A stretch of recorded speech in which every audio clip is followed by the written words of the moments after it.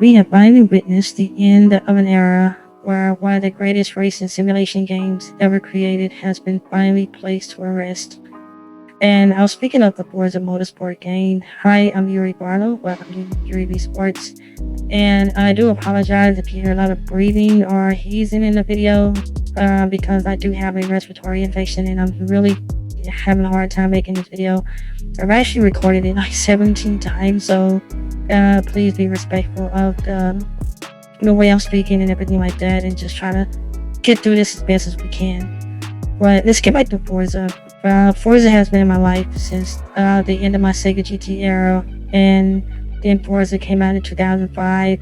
And there's a lot of Sega GT in this game, even though it was made by two different studios. You know, WoW Entertainment made Sega GT, and Turn 10 made Forza. But there's a lot of different, similarities to the game that made it worth playing. And Forza has 100% been in my heart ever since it's been released in 2005, and I've purchased every single Forza since then. Now, to be honest, I've only completed maybe 3 of them, but as far as 100% completing them, as far as collecting all the cars, the tracks, and so forth. But I only did that because I liked the game so much, and some of them have really lengthy career modes and unlocked features that I didn't have the time to dedicate like I should have. But the game series itself has been very amazing to me over the last 20 plus years, or 20 years, and they even had their 20-year anniversary recently, and now here they are getting canceled. In light of the fact that everybody's really focused on the Horizon series because they found a way to milk people with DLC, and I think that's the biggest issue. One of the other things I felt like was Microsoft kind of stepped away from the formula of the actual game, which kind of threw it off as well, because one of the formulas of the game was basically an in-depth career mode of unlocking features, unlocking new tracks and new, races and things like that. They kind of stepped away from that in Forza 7 and the new one. So that's why I didn't like the fact they changed the name too. They changed the name from 7 instead of saying 8. They said, no, it's going to be a whole new type of Forza. And it was horrible. The career mode, so-called career mode or feature, was really bad. The way you had to unlock everything, you had to play these dumb races that you didn't really want to play just to get to the next level. And it was bad. I was just like, I don't understand why they're changing so much.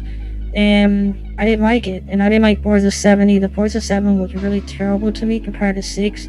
I literally 100% completed 6 on Xbox and on PC.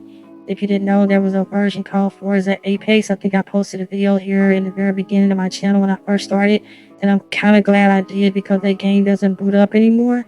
So if you want to go look in my history, I'll actually link it in the video. It's called Forza Apex, 6 Apex, which was only made on PC.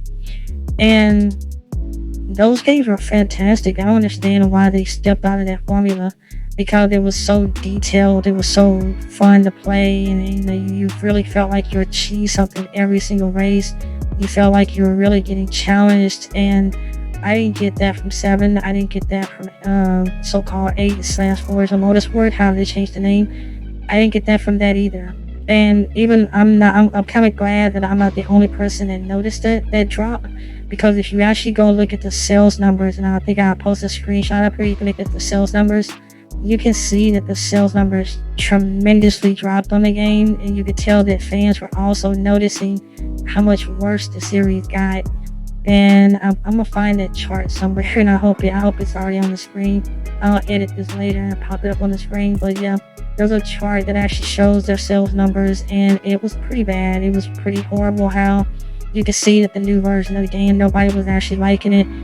But to shut the studios down altogether versus just fixing the problem, it's pretty bad. But from what I'm hearing, Xbox no longer controls Xbox anymore. It's now Microsoft Gaming, and they make all the decisions. And to them, they are thinking about penny pinching people versus actually making good games. And I think that's very pathetic, and it's sad at the same time. But hey, this is corporate America, and this is the way things work sometimes.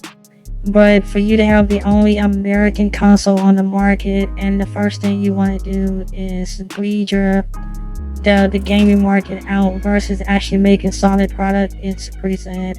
Forza Motorsport did things that no other racing game to this day has done. That's included scanning real tracks, scanning real cars, real physics, real parts, and stuff like that. Suspension levels, race car, the engine sounds, dashboard meters. They did so much that made their game super authentic.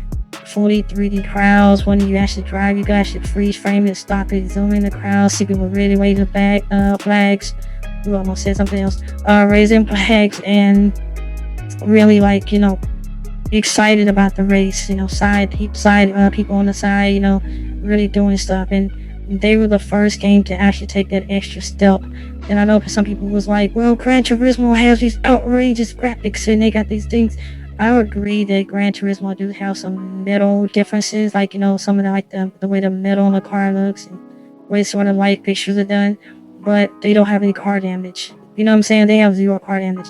And that was something Microsoft did. You can literally scrape the crap out of somebody else's car and damage your car. Not only that, but have their paint trade with your paint and stuff like that. They can interact with the road and damage the road. You'll come back around the track, the road is still damaged that way. Gran Turismo does none of the above. So give them credit. Yes, the art styles were different, but they did something so much better, and that's actually make the entire environment interactive. And also make it punish you for that too. Like the real car damage will really tear up parts of the car and make it hard for you to drive. Sometimes you can tear up a car so bad you can't finish the race. And that's something I've always respected about them. And they've been doing this since the very first Xbox. They had car damage. And that's impressive. And it just got better as it went on from 360 to Xbox One to the Series X. And I just feel like they kind of lost their way with 7 and the one after 7. I just feel like they just lost their way. But I don't think they should have just been closed down like that, because they want to focus on Forza Horizon, because now they're making it multiplayer. They can milk another market with it. And there's so many of those freaking arcade style games like that, including the Crew and so forth. It's just like you have the only racing simulator that's so good. And what really hurt Forza is they limited to where it could be. Even on PC, when it finally did come out on PC, it should have went to Steam first. They kept it on their own Xbox PC app and then tried to push it to Steam later on when they felt like nobody gave a shit about it. I'm like, yeah, but you gotta think about it. Forza 4, 5, 6, and 7 should have all been on Steam right away, and you would have got more money. But you can't blame the developers on that scenario, because people on Xbox was not buying Forza at the time. And they were focusing on other things because they were actually had so many other games that were coming out.